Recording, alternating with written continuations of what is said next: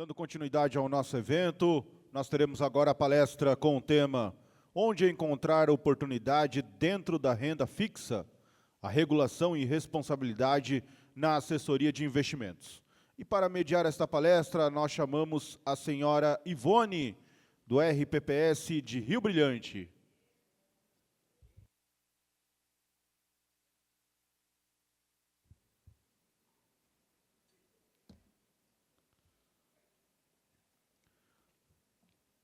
Convidamos então os palestrantes, Fábio Caldar Zordan, do Bradesco.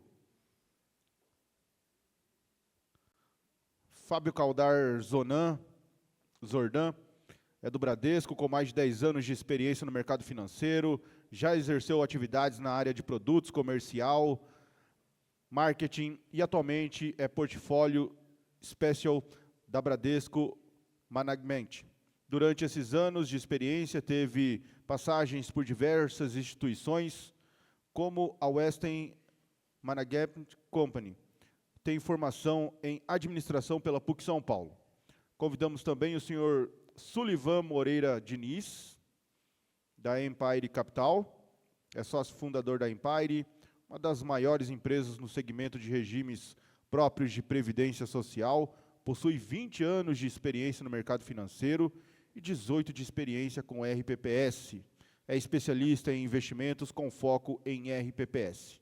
Tem pós-graduação em finanças pela Fundação Getúlio Vargas e em executivo de finanças pelo Instituto INSPER. Vamos receber então os nossos palestrantes com uma salva de palmas. E eu passo a palavra à nossa mediadora Ivone.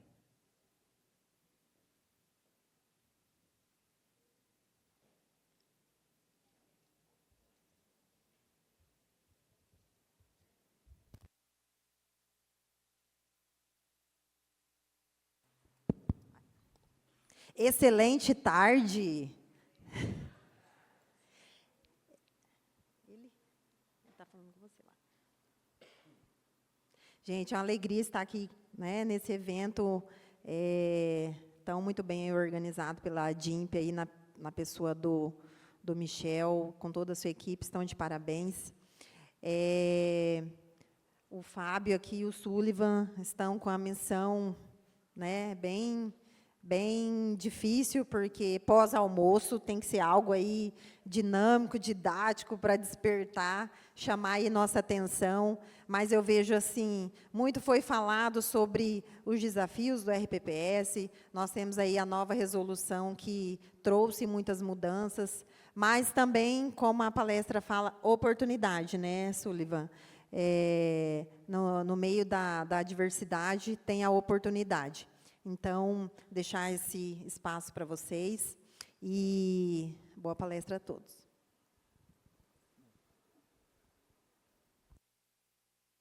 Boa tarde, pessoal. Bom estar aqui com vocês. E acho que a conversa, quando a gente traz o aspecto de investimentos, sempre passa por algum momento que nos traz reflexões. E a gente precisa refletir com muita frequência, dado o cenário que a gente está inserido. Quem imaginaria que hoje a gente estaria discutindo as possibilidades de uma guerra e quais são os desdobramentos dela. E como que isso impacta diretamente os nossos investimentos. Para quem já conversou com a gente em algum momento... Onde está o passador?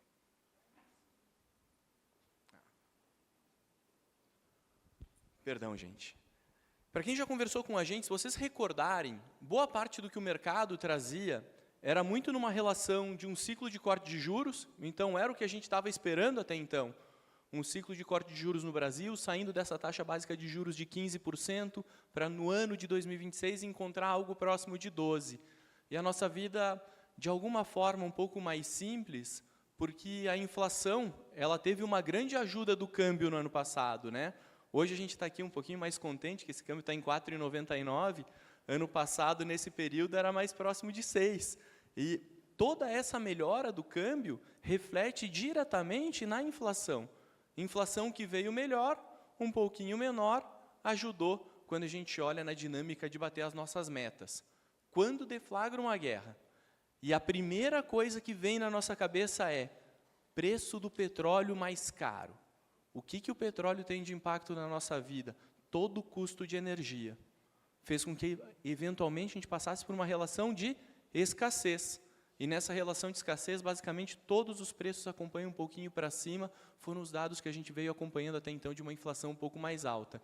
Inflação um pouco mais alta faz com que o Banco Central tenha que voltar para a prancheta e repensar o seu ciclo de corte de juros. Se ele volta para a prancheta e repensa o ciclo de corte de juros, e essa inflação é um pouquinho mais alta, significa que na nossa dinâmica fica um pouco mais difícil de atingir as metas, certo? Então, quando o Banco Central decide por manter a taxa básica de juros um pouquinho mais alta por um período um pouco mais longo, a gente tem algum alívio ainda vindo por parte dos títulos públicos. E a mudança da legislação meio que nos amarrou um pouquinho, meio que nos obriga a ficar muito mais focado na dinâmica da renda fixa do que outras alternativas dentro do mercado. E nessa nossa conversa, é isso que eu quero abordar. O que a gente precisa fazer, se a gente precisa tomar uma decisão tempestiva ou não, em virtude de uma mudança de regime. A gente teve uma mudança de regime muito recentemente. Lá em 2023, quando a gente veio para 2024, a gente não tinha uma tendência de corte de taxa de juros, e isso se esvaziou no ano de 2025, talvez a gente só agora olhe uma dinâmica mais lenta. E aí parece que eu estou aqui enxugando lágrimas, porque, quer queira ou não, o mercado ele sobrevive de um ciclo de juros menor. A nossa vida é mais fácil com um juros menor. Mas nessa guerra o Brasil acaba tendo algum benefício. E aí a segunda parte, que é um exercício de recordação, ou para aqueles que eventualmente conversam um pouquinho mais e convivem dentro da nossa dinâmica, eram os dois temas que a gente tinha: ciclo de corte de juros e fluxo de capital estrangeiro. O que acontece num período de guerra? O fluxo de capital estrangeiro para e o ciclo de corte de juros não vem. O que fazer? E é nessa linha que eu queria fazer parte de uma provocação e entender também, trocar um pouco aqui de figurinha, para entender como é que a gente consegue construir isso junto. Única recordação em relação a todos os prêmios que a gente conquistou nos últimos anos em relação à estrutura de crédito privado, estrutura de decisão ativa, principalmente no universo de renda variável, com fundos de dividendos, e eu vou dar uma palhinha sobre dividendos, por mais que o universo seja de renda fixa, é só para a gente pensar com outros olhos como que a renda fixa também é traduzida no mercado de ações. Não vou chover no molhado em relação ao cenário, até porque a gente acabou de almoçar e vai dar um pouquinho de sono. Então, eu não quero que a gente cubra parte disso. Mas a principal provocação que eu trago para vocês é, num cenário de petróleo mais caro, próximo de $100, para o Brasil é excelente. Para o mundo, um pouquinho mais desafiador. Por que para o Brasil é excelente? Porque a gente tem, de alguma forma, parte da nossa economia muito vinculada ao petróleo e dos nossos desafios que se encontram, normalmente, quando a gente discute política fiscal e tenta entender se o Brasil vai conseguir passar por uma reforma, se precisa de uma reforma numa direção de diminuir os gastos, com o petróleo a 100, o governo é sócio desse petróleo por 3 formas: pela Petrobras diretamente, pelos royalties e pelos tributos. Então, isso aqui acaba ajudando, e muito, a nossa balança comercial. E se a nossa balança comercial ela tem alguma ajuda, significa que a pressão fiscal que todo o mercado fica, de alguma forma, em pânico, ela diminui. Você tem um pouco de diminuição de pressão sobre os níveis de taxa de juros que a gente tem hoje. Mas e a Selic, ela cai ou não cai? Cai a depender da dinâmica de inflação. E a inflação, eu falei para vocês que responde muito a uma relação com o câmbio, certo? Se eu não vou cortar o juro, eu continuo o real com uma moeda atrativa para o mundo inteiro. Então, vai vir dólares para cá. Esse dólar tende a continuar cedendo. O Brasil vai exportar muito petróleo. A $100 vai entrar muito dinheiro no Brasil. Sustenta essa moeda um pouco mais valorizada, não pressiona a dinâmica de inflação. Mas o que o Banco Central traz para a gente é: eu ainda estou inserido num conflito, então eu tenho que ter alguma parcimônia no meu ciclo de corte de juros. Isso vai dar algum alívio para as funções mais conservadoras da nossa carteira, nessa dinâmica de Selic mais elevada. Então, é isso que compreende nessa dinâmica dos slides um pouco das nossas expectativas. Nem vou entrar em eleições ainda, porque não precisa. Por hora, as discussões continuam lá fora. E nesse lá fora, o Brasil tem se saído um grande vencedor. Um pouquinho de dinâmica do que a gente espera. E se essa guerra acabar de fato, até junho, o que a gente vai ter? Uma Selic mais próxima de 14. Se essa guerra se encerrar agora, no mês de abril, como veio o cessar-fogo, pode ser que a gente tenha espaço para uma continuidade nesse ciclo de corte de juros. Mas o que fica?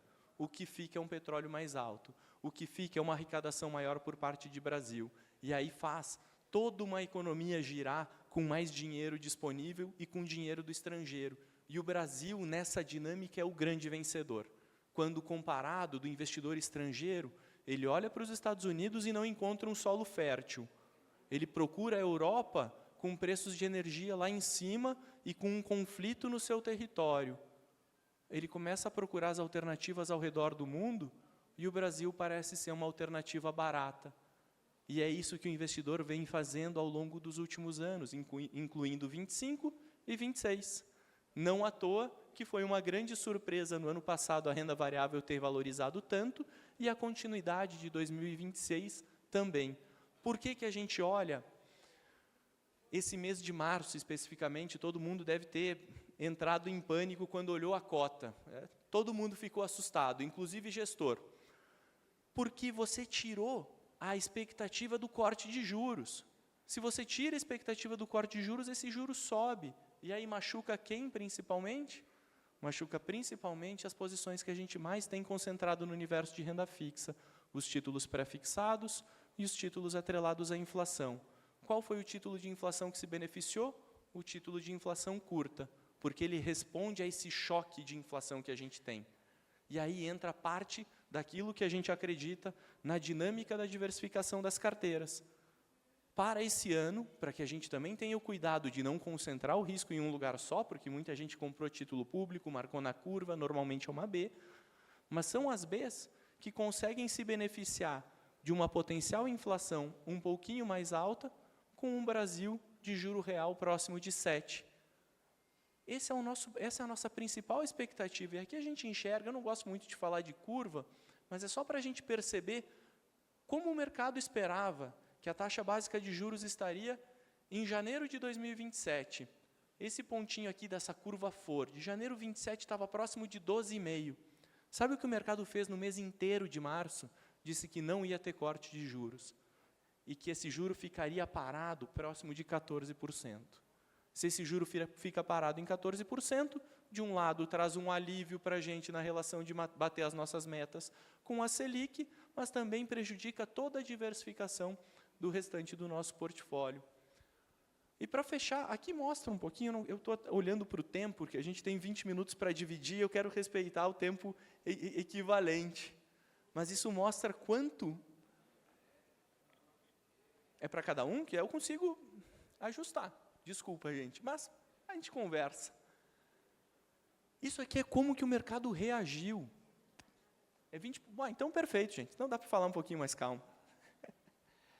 Isso aqui mostra para a gente como ninguém imaginava. Se alguém chegou e bateu a nossa porta e disse o seguinte, olha, como é que vocês não imaginavam que poderia ter uma guerra nesta magnitude no Irã? Nem o líder supremo do Irã acreditava que isso ia acontecer. Ele passou. E nessa dinâmica de passar, se o líder não sabia, imagina o restante do mercado. E aí volta a uma relação que eu falei para você sobre mudança de regime. Tem uma mudança de regime? Tem uma mudança de trajetória clara? Aparentemente não. Uma porque o Brasil não cortou os juros enquanto o mundo inteiro cortou, isso protegeu a nossa moeda. Outra que agora a gente tem uma gordura para queimar nesse nível de juros. Então, tudo que compreende a renda fixa tende a se beneficiar, seja no título pós-fixado, seja nos fundos referenciados DI, seja na parcela pré-fixada ou até mesmo nos títulos atrelados à inflação. Vai depender muito de como está composto o portfólio como um todo, para que a gente entenda a configuração da carteira. Não tem uma bala de prata. Eu falo isso muitas vezes, quando alguém escolhe um único ativo para ser o que vai solucionar os nossos problemas, eu fico um pouco ressabiado, porque a chance de dar errado aumenta. A gente fala tanto sobre diversificação, se eu escolher um cavalo só, pode ser que ele tenha algum problema no meio do caminho. E aqui é só para mostrar para vocês quão significativo foi esse impacto. O mês de abril ainda não devolveu tudo, mas muito provavelmente, se alguém olha a cota diariamente ou está acompanhando o resultado do mês de abril, está um pouquinho mais satisfeito. E nessa relação de ficar satisfeito e pensar... investimento é um negócio ingrato, porque a gente precisa olhar com as informações que a gente tem hoje, tomar decisões de 5, 10, 15 anos à frente, mas a nossa cobrança é mensal, eventualmente diária, e um compromisso anual. Então, essa relação de aprendizado, ela é muito complexa. Mas qual regime a gente está inserido agora? No potencial regime de choque de preço do barril de petróleo. E num regime com esta característica, onde você sensibiliza de forma mais significativa os investimentos? Nos títulos atrelados à inflação. Eles vão carregar uma inflação um pouquinho mais alta. E a gente acabou estudando dentro de casa para entender melhor como que ficou essa dinâmica. Poxa, lá em 2007, 2011, 2017, 2021, toda vez que a gente conviveu com esses ciclos de choque no preço da energia, o que aconteceu com os ativos atrelados à inflação aqui no Brasil?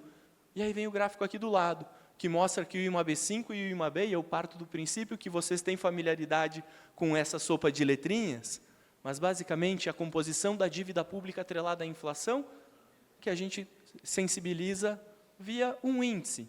IMAB5 supera o CDI em praticamente todos os eventos de choque de inflação, de choque do petróleo. IMAB, aí sim, a dívida de forma espalhada, pega todos os títulos da dívida atrelados à inflação, também com um comportamento que supera o comportamento do CDI. Por que as longas não entram aqui? Por que a gente não olha para o IMAB5+? Porque o IMAB5+, ele perde a relevância da inflação. Ele é muito mais sensível ao nível de juro real, que é muito positivo, mas ele ainda é muito mais volátil. E se a gente não acredita que a dinâmica de arrecadação do governo melhore em função desse novo nível de barril de petróleo, a gente vai continuar tendo uma pressão sobre o nosso fiscal. E aí, quando tem pressão sobre o fiscal, as curvas de juros, ou o juro que o mercado pede para ativos mais longos, permanece elevado. E se permanece elevado, o carregamento, mesmo que alto, que eu quero dizer com carregamento, juro real de 7, todo mundo quer comprar? Sim, faz sentido. Por poucas vezes na nossa história, a gente conviveu com isso. Mas, e se eu disser para vocês que a inflação é 5? O somatório desses dois dá 12. Faz sentido comprar com a Selic em 14,15? Se a gente olhar a janela de curto prazo, não. É esse o jogo de objetivos, desculpa falar a palavra jogo, mas essa é a relação de objetivos que a gente traz para dentro do portfólio.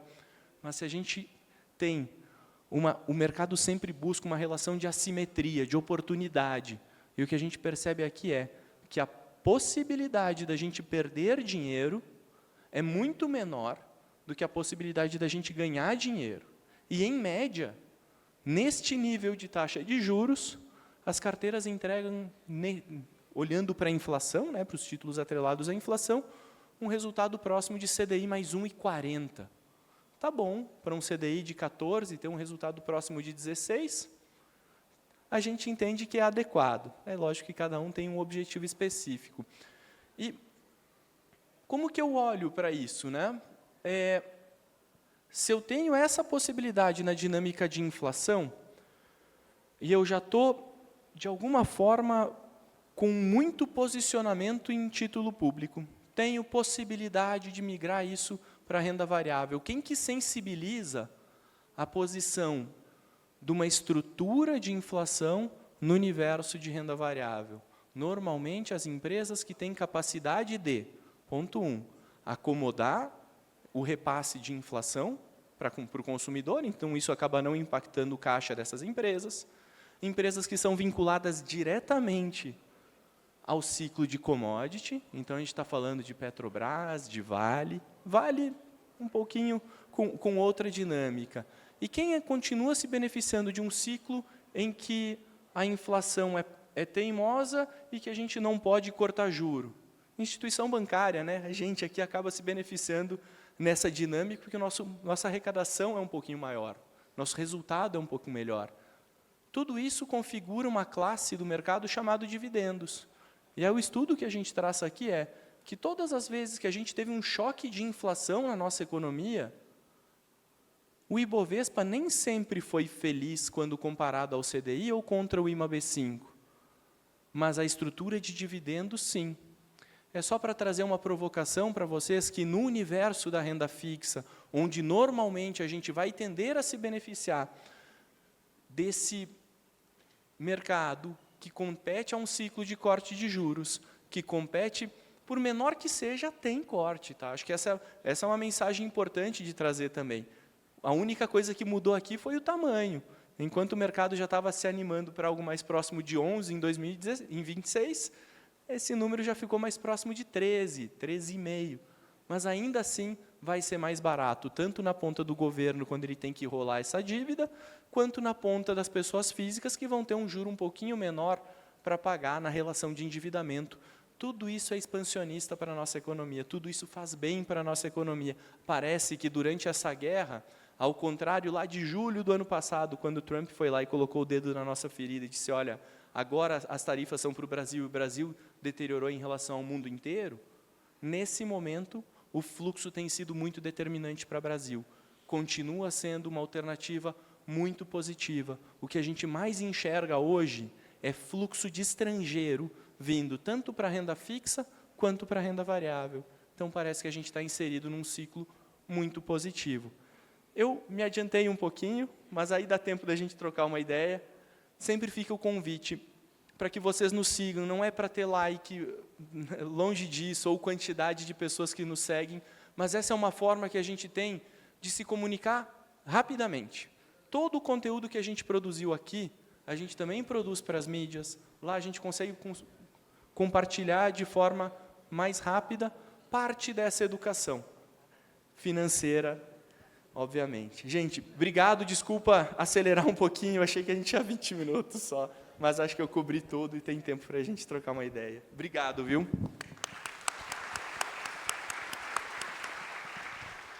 Fábio, muito obrigada aí pela excelente palestra, trazendo aí muita clareza de forma muito didática, parece até que é professor, da forma que ele comunica.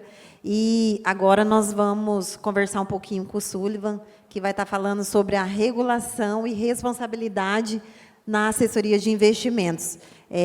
Conversando aqui, né, Sullivan, nós temos aí a responsabilidade solidária das consultorias no dever aí de alerta aos RPPS, e é um prazer ter você aqui conversando conosco. Obrigado. Bom, primeiro, boa tarde. Obrigado, né, pela oportunidade de palestrar pela primeira vez aqui no Estado. Então, para a gente, para a Empire, para mim, é uma felicidade.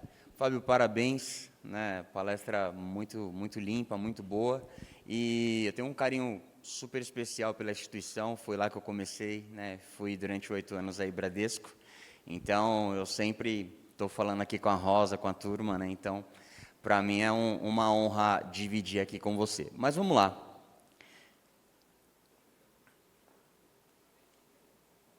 Não.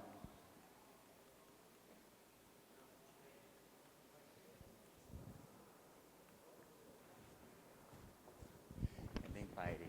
É da Empire. Da Empire Capital.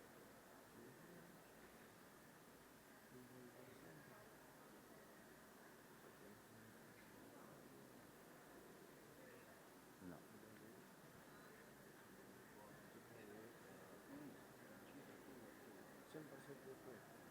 A Gabriele que te passou. Foi? Bom, enquanto ele vai colocando aqui a apresentação, Então, eu fico com a responsabilidade de falar um pouquinho da regulação, né, do mercado de assessoria, da responsabilidade que o assessor de investimento tem sobre todo uma abrangência nacional, né, sobre todo o nosso papel perante aos comitês, perante a vocês, RPPS. Então, falar um pouquinho sobre... é esse. Então, só me apresentando, eu sou o Sullivan, né, sócio fundador da Empire Capital. Tenho aí de experiência no mercado quase seus 20 anos. E a Empire, ela existe há 6 anos e vem se tornando, né, uma empresa muito importante no segmento do ponto de vista de atendimento, de levar informação, né?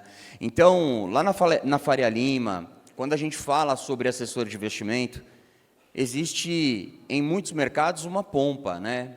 Mas no final do dia, quando a gente olha de fato na figura do assessor, nós somos um vendedor. E é muito gostoso ser um vendedor.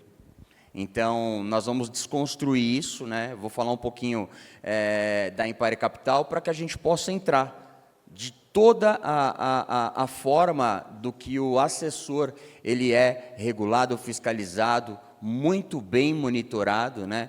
Para que vocês possam conhecer um pouquinho mais do nosso trabalho. E um tema tão importante, né?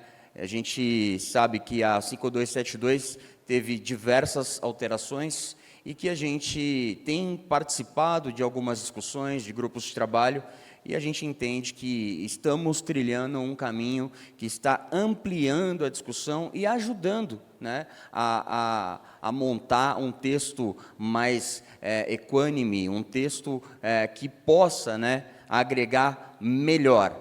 Não está errado, mas no final do dia, quando você estica, né, a discussão, quando você traz à luz, né, do grupo de trabalho temas que às vezes não estão sendo observados, faz todo mundo pensar, isso é bom. Mas vamos lá. Então, a trajetória, né, ela foi construída com um propósito e experiência. Então, eu tenho 19 anos de mercado, fundei Empire e eu lidero hoje uma equipe de 20 profissionais, todos eles complementares, um time que eu honro muito quando eu falo sobre eles, né? Estou com a Gabriele, estou com a Luana aqui. A Luana, ela atende o estado do Mato Grosso e Mato Grosso do Sul, então é uma pessoa de uma referência muito boa, né? Que a gente separou especialmente para atender vocês, tá? O propósito da Empire, ele é concebido em unidade de linguagem.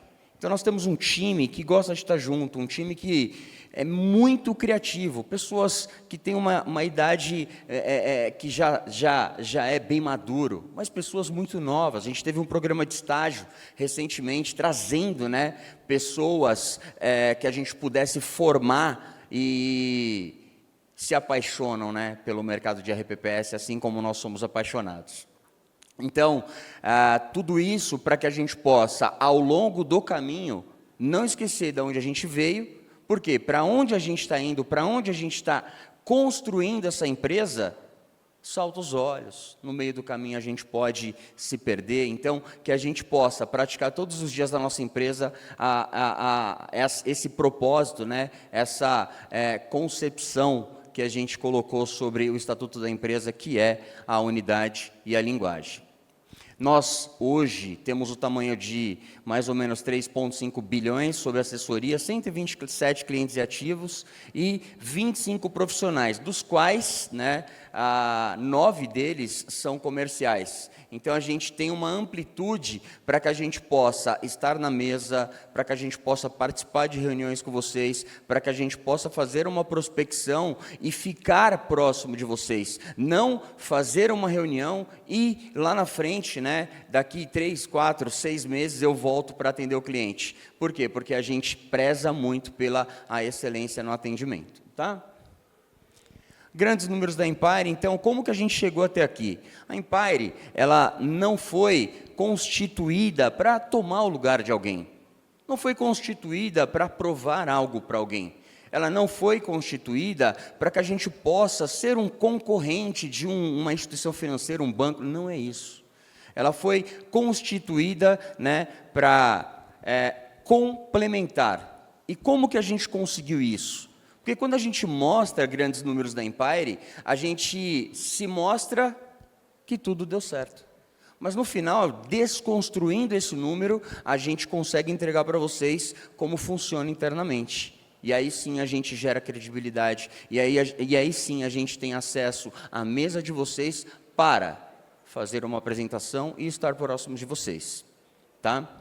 Então, isso nós conseguimos representando Tarpon, Guepardo, Brasil Capital, que são gestoras muito longevas, grandes e importantes. São gestoras um pouquinho diferentes daquilo que vocês têm no portfólio. E a partir disso, a gente conseguiu, né, os clientes que têm investimentos nos produtos quais a gente comercializa, entendem como o portfólio fica melhor balanceado, né? Inclusive o Fábio, ele falou muito sobre a diversificação. Dinheiro de previdência não é sobre ganhar, não é sobre você ter a melhor rentabilidade, mas é você ter o melhor equilíbrio, garantindo uma perenidade. Esse é o nosso papel, escolher bons produtos, ficar de olho no mercado financeiro, utilizar tudo aquilo que a gente aprendeu ao longo dos anos e, de alguma forma, derramar sobre vocês, seja num workshop, seja num curso, né? Seja numa apresentação de 40 minutos. Estava aqui conversando sobre a apresentação do Fábio, né? Falei, o Fábio fala fácil, né? Quando a gente pega uma pessoa que é entendida do mercado financeiro e ela fala de uma forma doce, uma forma gostosa, a gente entende melhor. Esse é o nosso papel, é o assessor de investimento. Então, o nosso papel, ele tem um peso fundamental. Qual é o nosso principal papel? A gente sabe montar um portfólio robusto? Sabe. A gente sabe cobrar quando o gestor não está indo muito bem? É o nosso dever. Não é o cliente que tem que ligar para a gente falando, escuta, o que aconteceu? A gente tem que ter o passo na frente, tem que ter essa excelência no atendimento. Mas, sobretudo, a gente tem um papel fundamental no interior do país. Porque quando você vê uma instituição financeira olhando, né, para o mercado de RPPS, ela sempre vai fazer conta. Então, quando você executa uma estratégia, você sabe o quanto você pode aplicar naquela estratégia, mas você precisa, em algum momento, vislumbrar um retorno, né? Então, é natural que sejam atendidos os estados, as capitais, os grandes RPPS. A contraparte, que são mais de 1.900 RPPS, é uma parte que, às vezes, ela fica à mercê, né? Por quê? Porque tem um patrimônio menor, porque às vezes não encaixa na conta. O papel do assessor, ele é fundamental. Então, a Empire e todos aqueles que são pares da Empire, pega o aluguel do carro, vai fazer uma visita de 2, 3 mil quilômetros numa semana. O que nós estamos fazendo? Como vendedor, levando informação. Esse é o nosso papel. Então, como que a gente consegue construir isso? Todos os agentes do mercado são importantes. Às vezes, o core business de um é a capital, é o Estado, e está tudo bem. Isso tem espaço para outros, mas, no final do dia, tudo isso forma uma engrenagem maior, que a gente consegue não somente trazer a informação aqui para Ponta Porã, aqui, né, na ADIMP, mas continuar fazendo o trabalho, ir lá visitar vocês. Os assessores, eles são resilientes para isso. A gente não tem medo de estrada, a gente vai para cima e a gente ama visitar e tomar cafezinho com vocês, mas, sobretudo, com muita responsabilidade, sabendo escolher um produto, sabendo acompanhar esse produto e sabendo que aquele produto no portfólio de vocês pode ser interessante do ponto de vista de diversificação. E aí a glória, né, da venda, do atendimento vem. E aí vai gerando ao longo do tempo a credibilidade. Mas no final do dia, é um vendedor. Pode ser superintendente de novos negócios, pode ser gerente de novas contas, mas no final do dia é muito gostoso ser vendedor. Tá? Nós construímos tudo isso, né? Então, nos últimos 5 anos e meio, mais ou menos, nós ministramos 80 cursos em 50 municípios, cursos de 3 dias, mais ou menos. São workshop. O que a gente faz? A gente coloca o seguinte, olha, como que a gente achou esses fundos? Como que a gente identifica que esse fundo está enquadrado? Como a gente monitora esse fundo? Como a gente faz diligência? Como a gente cobra? É exatamente isso que, ao longo desses 6 anos, a gente fez. E fez com muito carinho. E isso gerou muito fruto. Quando você vê um comitê, um RPPS, ficar mais crítico em relação à carteira dele, não é sobre ele questionar, é sobre ele cuidar melhor. É sobre ele tirar, né, aquele gestor da zona de conforto e colocar, pô, esse cara está entendendo melhor. Então, de repente, aqui no meu portfólio, eu tenho um produto que seja um pouco melhor. Ou, no final do dia, o desconforto, ele gera a maturidade. Isso é muito bom. E a gente conseguiu trilhar esse caminho até aqui, né? E aí, por isso que nós temos aqueles números. Aí eu desconstruí o nosso modelo para que vocês entendessem o nosso modelo de negócio. É simples, mas a gente faz mais do mesmo todos os dias. Essa é a nossa estratégia. Tem que ter resiliência, tem que estar focado. E eu tenho um orgulho enorme. Assim, eu agradeço muito a Deus de estar aqui liderando esse time e também falando um pouquinho sobre a Empire Capital. Agora, nós vamos falar um pouquinho sobre o papel do assessor. Eu tenho 9 minutos e serei bastante focado. O assessor é um vendedor, como eu falei para vocês. A gente faz prospecção, a gente operacionaliza, né? A gente recebe, registra e transmite a ordem dentro de um sistema de negociação. Sistema, né? Então, no final do dia, nenhum assessor vai receber o dinheiro da RPPS, nenhum assessor vai apresentar um risco de crédito para o setor do ponto de vista, se esse cara errar, não. Quem escolhe é o cliente. Ele só é um braço comercial para levar uma informação fresca. Mas, no final, o cliente escolheu, ele tem que fazer um ofício, um e-mail, solicitando a aplicação, chega para o administrador, onde o gestor que gere o produto recebe esse capital, boleta a operação e devolve cotas para o cliente. O assessor, ele simplesmente faz a informação chegar do lado A ao lado B. Então, é mais um player para ajudar a cuidar dos recursos.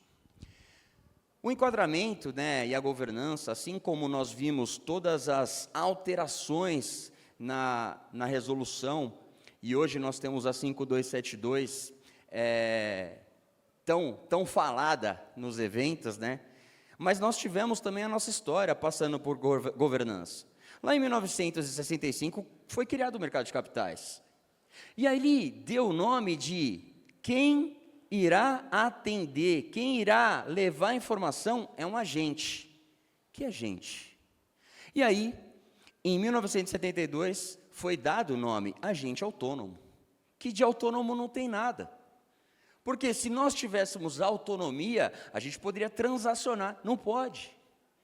E hoje, nós somos chamados de assessor de investimento. Aí está o nome correto. Porque, de fato, a gente não é autônomo. Então, em 2001, 2006, nós tivemos algumas alterações, elevando, o nível de governança. Porque quando o assessor, no caso, lá atrás, ele sendo agente autônomo, quando ele foi permitido ser um PJ, fica mais rastreável, fica de uma forma onde os reguladores e fiscalizadores, eles conseguem, monitorar melhor um CNPJ.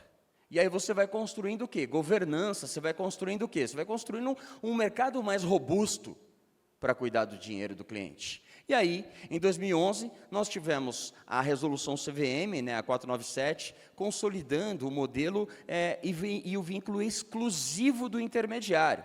Então, quando um assessor de investimento ele tem exclusividade, só ele vende aquele produto para o setor, é legal, porque se acontecer alguma coisa, todo mundo sabe de onde veio. Isso é importante. Então, em 2023, nós tivemos a última alteração, a 178, onde aconteceram mudanças do assessor de investimento e o fim da exclusividade obrigatória do ponto de vista quando o assessor de investimento ele distribui fundo. Então, existe uma obrigatoriedade quando você distribui renda fixa, quando você distribui o mercado secundário. O que é o mercado secundário? Quando eu compro um carro, eu sou apaixonado por carro, comprei um carro na GM, mercado primário, a GM me vendeu. Aí eu usei um pouquinho esse carro, por algum motivo eu quis vender. Então, quando eu transaciono esse carro e eu vou vender para o outro, aí é mercado secundário, é de segunda mão. Comprei de segunda mão, não comprei da GM, comprei do meu amigo. Que a gente dê sorte que esse amigo tenha feito todas as revisões, né, que o carro fique redondinho. Mas isso configura mercado secundário. Quando você distribui cota de fundo, você está distribuindo no mercado primário. Porque quando você vende as cotas, né, quando você comercializa e oferece, e o cliente, ele que faz, né, o ofício de aplicação, a gestora cria cotas e quando você resgata, ela destrói essas cotas, não passa para outro cliente. Então é mercado primário. O mercado secundário é quando você tem uma NTNB, que é 2050, e aí alguém comprou no leilão, e aí você tem a possibilidade de vender ela para uma outra pessoa. E aí vai indo, em função do comportamento da taxa de juros, né, do DI futuro, esses preços se mexem. E aí você tem a possibilidade de você ter uma arbitragem de preço, porque é o preço daquele dia. Então, esse tipo de coisa é mercado secundário. Toda vez que você tem mercado secundário, existe a obrigatoriedade do assessor de investimento ter a exclusividade com a instituição. Não pode distribuir, né, um produto daqui, dali e de lá.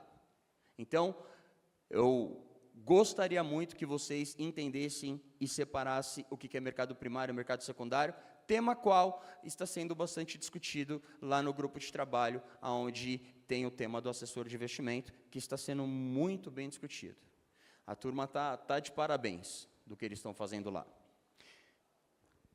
Então, olha a estrutura. Nós temos o Sistema Financeiro Nacional, nós temos o Conselho Monetário Nacional, nós temos o Banco Central, nós temos a CVM, nós temos a instituição financeira, e só depois nós temos o assessor de investimento.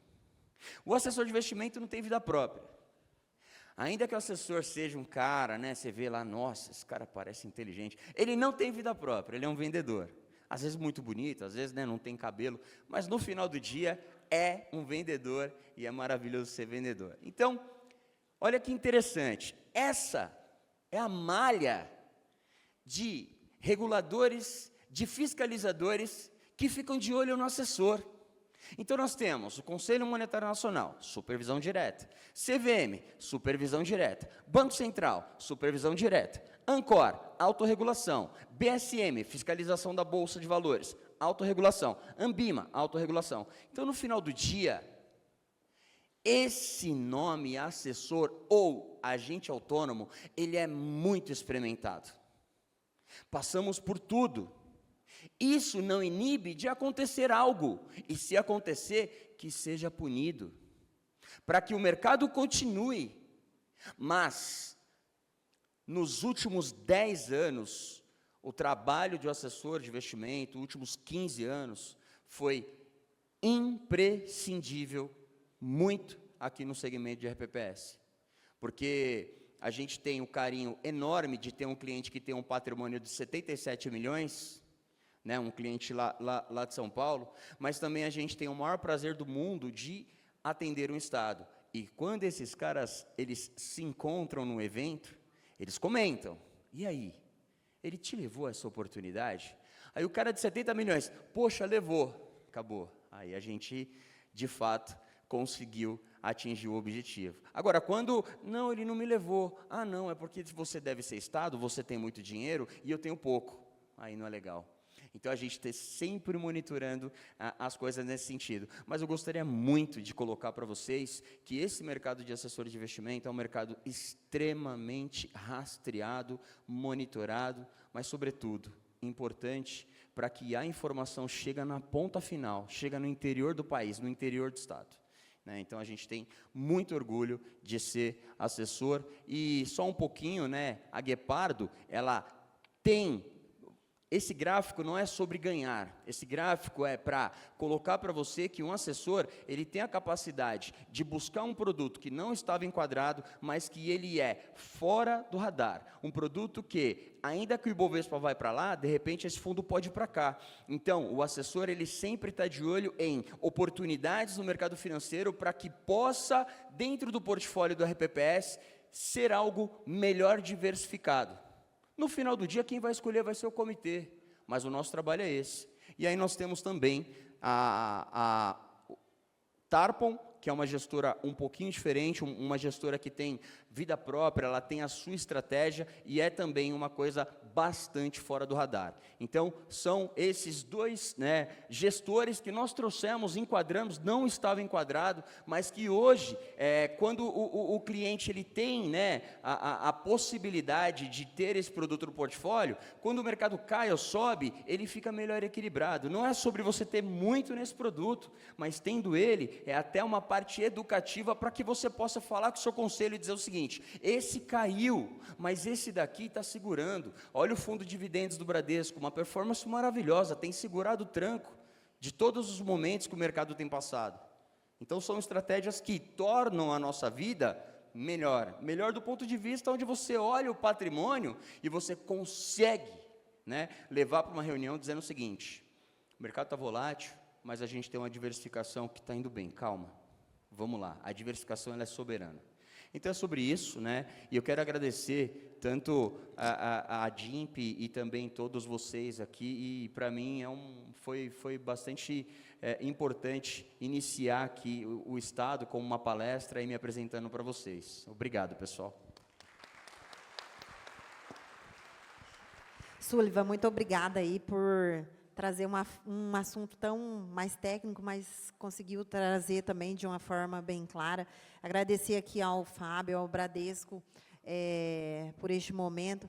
E o nosso cerimonial falou que nós não temos tempo aí para perguntas, mas eles estarão aqui, tem os stand ali, né, Fábio, tanto da Empire também. E, em nome da ADIMP, agradecemos. Mais uma vez, uma salva de palmas, então, para o Fábio e também para o Sullivan e a nossa mediadora Evone, que conduziram muito bem esta palestra. E nós convidamos para subir até o palco o José Luiz Ribeiro, lá de São Gabriel do Oeste, que fará a entrega de uma lembrança do primeiro Congresso Sul Fronteira.